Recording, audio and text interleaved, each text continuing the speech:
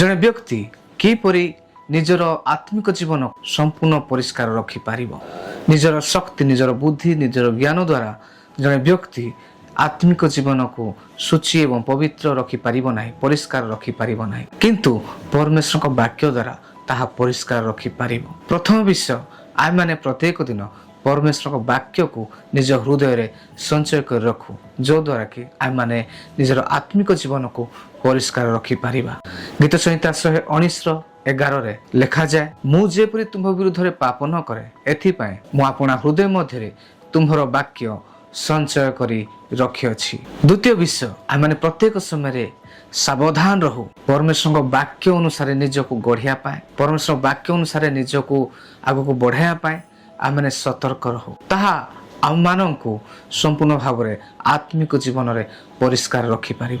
गीत संहिता 119:9 लिखा जाए युवा मनुष्य किपरि आपणा पथ परिष्कार करिवो तुम वाक्य अनुजाई तहिरे सावधान हेले से करिवो। जेतेबेले जड़े व्यक्ति परमेश्वर वाक्य अनुसार सावधान रुहे ताहेले से निजर पथ को से परिष्कार करि पारे एवं परमेश्वर ताको सूची पवित्र करी आगको बढ़ाती। तृतीय विषय है आम माने परमेश्वर वाक्य को विश्वास करिबा ग्रहण करिबा एवं से वाक्य को संपूर्ण भाव में निज जीवन में व्यवहार करने द्वारा निजको आम माने परिष्कार रखि पारि थाओ।